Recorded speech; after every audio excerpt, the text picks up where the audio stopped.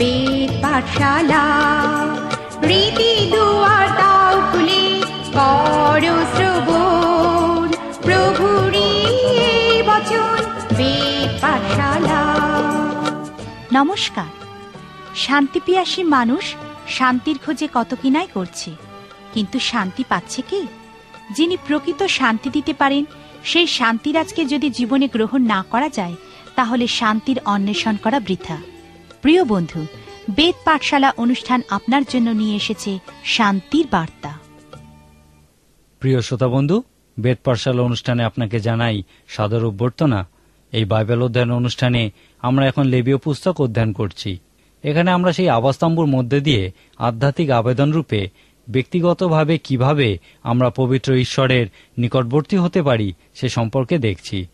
আবাসস্তম্ভের মধ্যে দিয়ে আমরা আরেকটি প্রাণবন্ত আবেদন দেখতে পাই, যা নতুন নিয়মেও বিভিন্ন জায়গায় আমরা দেখি।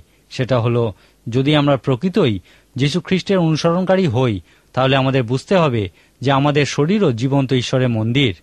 ইহা একটি অতীব সুন্দর সত্য যে ঈশ্বরের আত্মা আমাদের মধ্যে অবস্থিতি করেন। যদি কেউ সেই মন্দির অপবিত্র করে, তাহলে ঈশ্বর তাকে ধ্বংস করবেন, কারণ তার মন্দির হলো পবিত্র এবং ঈশ্বর চান যেন আমরাও পবিত্র হই। আমরা দেখেছি যে সেই প্রান্তরে নির্মিত আবাসস্তম্ভতে ঈশ্বরের প্রতাপ অবস্থিতি করতেন। আবাসস্তম্ভের ভিতরে সেই মহাপবিত্র স্থানে রাখা সেই নিয়ম সিন্ধুক ছিল ঈশ্বরের উপস্থিতির প্রতীক। পবিত্র ঈশ্বরের নিকটবর্তী হওয়া ছিল একটি অতীব গুরুতর বিষয়। শুধুমাত্র বছরে একবার মহাপুরোহিত সেই মহাপবিত্র স্থানে যেতেন, যেখানে ঈশ্বরের উপস্থিতির প্রতীক স্বরূপ সেই নিয়ম সিন্ধুক রাখা থাকত। এখন ইহা আমাদের কাছে কতই না গৌরবের যে আমাদের মধ্যে জীবন্ত ঈশ্বরের আত্মা বসবাস করেন। সাধু পিতর তার লেখা পত্রগুলিতে তার মৃত্যু বিষয়ে বর্ণনা করতে গিয়ে বলেছিলেন, আর আমি যতদিন এই তাম্বুতে আছি ততদিন তোমাদিওকে স্মরণ করিয়া দিয়া জাগ্রত রাখা বিহিত জ্ঞান করি, কারণ আমি জানি আমার এই তাম্বু পরিত্যাগ শীঘ্রই ঘটিবে। তিনি নিজের শরীরকে তাম্বু বলার মধ্যে দিয়ে বোঝাতে চেয়েছিলেন, যদি আমরা সেই মন্দির হই এবং ঈশ্বর আমাদের মধ্যে অবস্থিতি করেন, তাহলে আজকের দিনে আমরা তার আবাসতাম্বুতে পরিণত হব। সাধু পৌল এই সত্য সেই করিন্থীয় মণ্ডলীকে জানাতে চেয়েছিলেন, কারণ তারা শারীরিক ভোগবিলাসে মত্ত ছিল। সাধু পৌল তাদেরকে বলেছিলেন, তোমাদের শরীর শুধুমাত্র ভোগবিলাসের জন্য নয়, কিন্তু ঈশ্বরের জন্য। তোমরা কি অনুভব করতে পারো না যে তোমাদের শরীর ঈশ্বরের মন্দির এবং ঈশ্বর তোমাদের মধ্যে অবস্থিতি করেন? সেই আবাসস্তম্ভের মধ্যে দিয়ে পবিত্র ঈশ্বরের নিকটবর্তী হওয়ার পক্ষে এই সত্য অনুভব করার বিশেষ প্রয়োজন আছে। কলসীয়দের প্রতিপত্রের 1 অধ্যায় 27 পদে সাধু পৌল আমাদের মধ্যে খ্রিস্টের অবস্থান বিষয়ে ব্যাখ্যা করতে গিয়ে বলেছেন, কারণ পরজাতিগণের মধ্যে সেই নিগ্রতত্ত্বের গৌরবধন কি, তাহা পবিত্রগণকে জ্ঞাত করিতে ঈশ্বরের বাসনা হইল। তাহা তোমাদের মধ্যবর্তী খ্রিস্ট গৌরবের আশা। প্রকৃতপক্ষে খ্রিস্টই আমাদের মধ্যে সমস্ত গৌরবময় আশার উৎপাদন করেন। আমাদের জীবনে খ্রিস্টের অবস্থানের অর্থ আমাদের জীবনে ঈশ্বর অবস্থিতি করেন। আমাদের জীবনে খ্রিস্টের উপস্থিতি আমাদেরকে সেই গতি প্রদান করে যা ঈশ্বরের ইচ্ছানুযায়ী জীবনযাপনে আমাদেরকে সাহায্য করে। লেখা আছে, আর ঈশ্বর তোমাদিওকে সর্বপ্রকার অনুগ্রহের উপচয় দিতে সমর্থ, যেন সর্ববিষয়ে সর্বদা সর্বপ্রকার প্রাচুর্য থাকায় তোমরা সর্বপ্রকার সৎকর্মের নিমিত্ত উপচিয়া পড়ো। ইহা সত্য, কারণ খ্রিস্ট আমাদের মধ্যে বসবাস করেন। এখন আপনি যদি প্রশ্ন করেন, আমরা কি আবাসস্তম্ভ থেকে আজকের দিনে আমাদের জীবনের জন্য কোনো আধ্যাত্মিক আবেদন দেখতে পাই? এই প্রশ্নের উত্তরে আমরা খুব জোরালোভাবে হ্যাঁ বলতে পারি। ঈশ্বরের নিকটবর্তী হওয়া খুবই পবিত্র বিষয়। এই বিষয়ে রাজা দাউদ 100 গীতে খুব সুন্দরভাবে বর্ণনা করেছেন। রাজা দাউদ ঈশ্বরের একজন মহান আরাধনাকারী ছিলেন এবং তিনি বলেছিলেন যে ঈশ্বরের উপস্থিতিতে উপস্থিত হওয়া হলো একজন সম্রাটের সামনে উপস্থিত হওয়ার মতো। রাজা দাউদ বলেছেন, একজন সম্রাটের সামনে দাঁড়ানোর জন্য তার প্রাসাদের একের পর এক দরজা পার হতে হয়। দ্বাররক্ষীরা প্রাসাদের দ্বার উন্মুক্ত করবে, কারণ আপনি সম্রাটের সঙ্গে দেখা করতে যাচ্ছেন। তারপর সেই দরজা পার হয়ে আপনাকে হয়তো কোনো বারান্দা বা কোনো দালান পার হতে হবে। এইভাবে হয়তো অনেকগুলি দরজা এবং বারান্দা পার হতে হবে, অনেক প্রহরীদের অতিক্রম করতে হবে। শেষ পর্যন্ত আপনি সেই সম্রাটের সম্মুখীন হবেন। রাজা দাউদ এইরকম কল্পনা করেছিলেন যখন তিনি বলেছিলেন যে ঈশ্বরের পবিত্র উপস্থিতিতে উপস্থিত হওয়া কোনো সম্রাটের সম্মুখীন হওয়ার মতো, এবং 100 গীতে তিনি এই বর্ণনাই দিয়েছেন। যখন আপনি ঈশ্বরের নিকটবর্তী হবেন, তখন রাজা দাউদ বলছেন, তোমরা স্তব সহকারে তার দ্বারে প্রবেশ করো, অর্থাৎ আপনি ঈশ্বরের ধন্যবাদ দিন, তা স্তব করুন সেই সমস্ত বিষয়ের জন্য যেগুলির জন্য আপনি ঈশ্বরের কাছে কৃতজ্ঞ। তারপর ইহা আপনাকে নিয়ে যাবে সেই প্রাঙ্গণের সামনে। রাজা দাউদ বলছেন, প্রশংসা সহকারে তাহার প্রাঙ্গণে প্রবেশ করো। এই প্রশংসার প্রাঙ্গণ আপনাকে পার হতে হবে। হয়তো সেই কারণে আপনাকে এই প্রশংসার প্রাঙ্গণে কিছু সময় থাকতে হবে। অনেক ঈশ্বরের লোকেরা বলেন যে ঈশ্বরের উপস্থিতির দ্বার তার প্রশংসার মধ্যে দিয়ে উন্মুক্ত হয়। তারপর রাজা দাউদ বলছেন, ঈশ্বরের নিকটবর্তী হবার সর্বশেষ দ্বার আনন্দ গানের মাধ্যমে উন্মুক্ত হয়। তিনি বলছেন, আনন্দ গান সহ তার সম্মুখে আইসো। আনন্দ গান সহ আমাদের তার সম্মুখে আসা উচিত। পুরাতন নিয়মে আমরা দেখব যে একজন ভাববাণী বলার জন্য বলেছিলেন, আমার জন্য একজন চারণ কবিকে নিয়ে এসো। তারপর যখন সেই চারণ কবি তার বাদ্যযন্ত্রের সাহায্যে সুন্দর সুরের মূর্ছনা তুলতে শুরু করলেন, তখন সেই ভাববাণী বলা শুরু করেছিলেন। তিনি ভাববাণী বলা শুরু করেছিলেন সেই সুন্দর সঙ্গীতের কারণে। কথা প্রসঙ্গে বলি, সঙ্গীত কি? আমি বিশ্বাস করি সঙ্গীত হলো ঈশ্বর প্রদত্ত একটি মহান অলৌকিক জিনিস, যার সাহায্যে আমরা অবর্ণনীয় বিষয়গুলি প্রকাশ করে থাকি।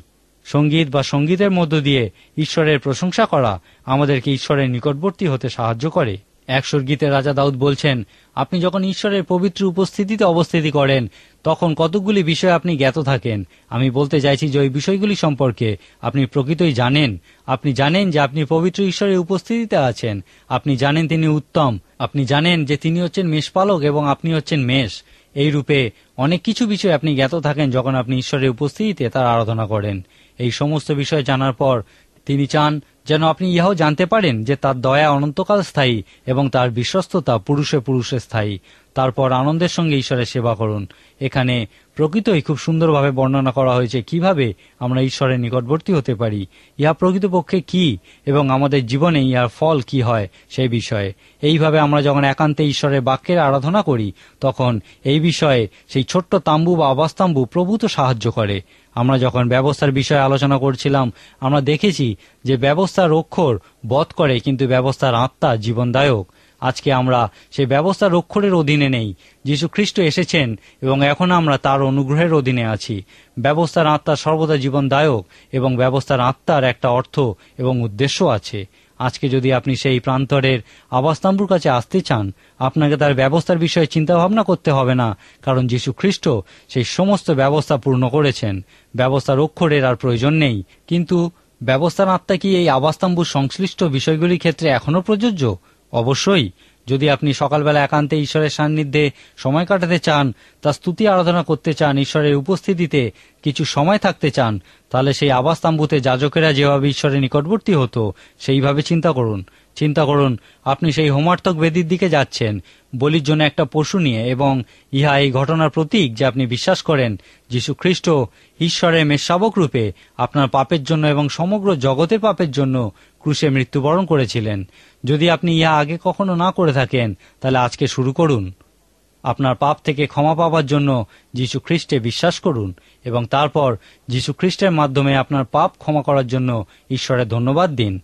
তারপর চিন্তা করুন আপনি সেই প্রক্ষালন পাত্রের দিকে যাচ্ছেন যেখানে আপনি আপনার হাত ও পা ধৌত করবেন, যেখানে আপনি অবিরত পরিষ্করণের প্রয়োজনীয়তা অনুভব করবেন। যেমন যীশু খ্রিস্ট পিতরকে বলেছিলেন, যে স্নান করিয়াছে পা ধোয়া ভিন্ন আর কিছুতে তাহার প্রয়োজন নাই, সে তো সর্বাঙ্গে শুচি। সেই মতো হয়তো আপনারও অবিরত পরিষ্করণের প্রয়োজন আছে। আপনার জীবনে কি এমন কিছু আছে যা নোংরা, ঈশ্বরের প্রীতিজনক নয়? ঈশ্বরের কাছে তা স্বীকার করুন। সেই সমস্ত কিছু থেকে ঘুরে দাঁড়ান এবং নিজেকে অবিরত পরিষ্কার করুন। তারপর আলংকারিক ভাষায় বলি, সেই পবিত্র স্থানে প্রবেশ করুন এবং সেই দীপবৃক্ষের সামনে দাঁড়ান এবং আপনার কাছে তার সত্যের প্রকাশের জন্য ঈশ্বরের ধন্যবাদ দিন। তার ধন্যবাদ দিন কারণ তিনি আপনাকে ছেড়ে দেননি। আজকের দিনে আমরা অনেক মানুষকে দেখতে পাই যারা অন্ধকারে আছে, তাদের কাছে সেই সুসমাচারের জ্যোতি পৌঁছায়নি। ঈশ্বরের ধন্যবাদ দিন যে আপনি তাদের একজন নন, আপনার কাছে তার বাক্যের জ্যোতি পৌঁছেছে এবং আপনি তার জ্যোতিতে অবস্থিতি করছেন। এরপর চিন্তা করুন আপনি সেই দর্শন রুটির শ্রেণীর সামনে দাঁড়িয়ে আছেন এবং ঈশ্বরের ধন্যবাদ করছেন আপনাকে আপনার প্রয়োজনীয় সমস্ত কিছু জুগিয়ে দেবার জন্য। স্বীকার করুন আপনার প্রত্যেকটা খাবারের টুকরো ঈশ্বর প্রদত্ত এবং তিনি আপনার সমস্ত প্রয়োজন মিটিয়ে থাকেন এবং ইহা কৃতজ্ঞতার সঙ্গে স্বীকার করুন। তারপরে আসুন সুগন্ধি ধূপের বেদির সম্মুখে এবং প্রার্থনার অলৌকিক শক্তির কথা চিন্তা করুন। আপনার দিন ঈশ্বরের কাছে প্রার্থনার দ্বারা শুরু করুন। তারপর যখন আপনি সেই মহাপবিত্র স্থানের কথা চিন্তা করেন, তখন একটি বিষয় মনে রাখুন যে আপনি যেখানেই থাকুন না কেন, যদি আপনি ঈশ্বরের পবিত্র উপস্থিতিতে অবস্থিতি করেন, তাহলে সেটাই আপনার কাছে মহাপবিত্র স্থান হয়ে উঠবে। আপনি কি কখনো আপনার জীবনে ঈশ্বরের উপস্থিতি অনুভব করেছেন? সাধু যাকব বলেছেন, অবশ্যই এই স্থানে সদাপ্রভু আছেন, আর আমি তাহা জ্ঞাত ছিলাম না। আপনিও কি কখনো ঈশ্বরের উপস্থিতি থেকেও সে সম্পর্কে অজ্ঞাত ছিলেন? সেই মহাপবিত্র স্থান এই কথাই বলতে চায়। আমাদের প্রার্থনা করা উচিত যেন তার আরাধনার দিকে অগ্রসর হবার জন্য ঈশ্বর আমাদের পরিচালনা দান করেন। ঈশ্বরের সঙ্গে যদি আমরা বেশি করে সময় কাটাই, তার সান্নিধ্যে আসার জন্য অনেক বেশি সময় অতিবাহিত করি, তাহলে অবশ্যই আমরা তার ঐশ্বরিক উপস্থিতিতে অবস্থিতি করতে পারব। বাইবেল বলে যে ঈশ্বরের দাস মসি ঈশ্বরের দিক থেকে মুখ ঘুরিয়েছিলেন। বাইবেল বলে যে ঈশ্বর তার লক্ষ্য করেছিলেন এবং তিনি মসির সঙ্গে মুখোমুখি কথা বলেছিলেন, যেমন একজন তার বন্ধুর সঙ্গে কথা বলে। মসি 40 বছর যাবৎ তার মুখ ঘুরিয়েছিলেন। আপনি কি ঈশ্বরের দিক থেকে আপনার মুখ ঘুরিয়ে রেখেছেন? জিরোমীয় ভাববাদী এই প্রসঙ্গে তার পুস্তকে বলেছেন, আর তোমরা আমার অন্বেষণ করিয়া আমাকে পাইবে, কারণ তোমরা সর্বান্তঃকরণে আমার অন্বেষণ করিবে। যীশুখ্রিস্ট বলেছিলেন, যাচনা করো, তোমাদিগকে দেওয়া যাইবে, অন্বেষণ করো, পাইবে, দ্বারে আঘাত করো, তোমাদের জন্য খুলিয়া দেওয়া যাইবে। কেননা যে কেহ যাচনা করে সে গ্রহণ করে, যে অন্বেষণ করে সে পায়, আর যে আঘাত করে তার জন্য খুলিয়া দেওয়া যাইবে। প্রিয় শ্রোতা বন্ধু, যদি আপনি না গ্রহণ করে থাকেন, যদি আপনি না পেয়ে থাকেন, তাহলে নিজেকে প্রশ্ন করুন, আপনার যাচনা করাতে কি কোনো ভুল আছে? আমি কি ভুল জায়গায় অন্বেষণ করছি? আমার আঘাত করায় কি কোনো ভুল আছে? আমি বিশ্বাস করি আমাদেরকে সেই মহাপবিত্র স্থানে ঈশ্বরের সন্ধান করতে হবে। কিন্তু যদি আমরা চাই, তাহলে সে আবাসতাম্বু থেকে অনেক আধ্যাত্মিক আবেদন আমরা আবিষ্কার করতে পারি।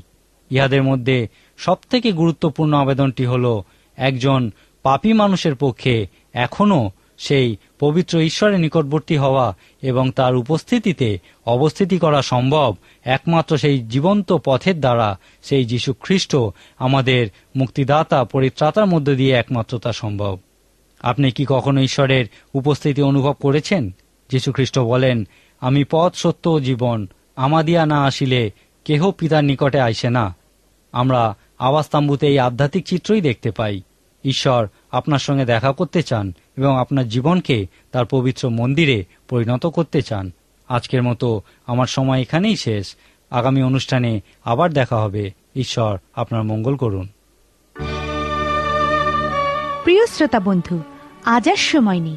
আপনি যদি প্রভু যীশু ও তার জীবনী সম্পর্কে আরো বেশি কিছু জানতে চান, তাহলে অবশ্যই পত্রের মাধ্যমে আমাদের সাথে যোগাযোগ করুন। যোগাযোগের জন্য আমাদের ঠিকানা হল বেদ পাঠশালা, বিশ্ববাণী, পোস্ট বক্স নম্বর 16925, কলিকাতা 700034। আবার বলছি, বেদ পাঠশালা, বিশ্ববাণী, পোস্ট বক্স নম্বর 16925, কলিকাতা 700034। তাহলে আজকের মতো বিদায় নিচ্ছি। নমস্কার।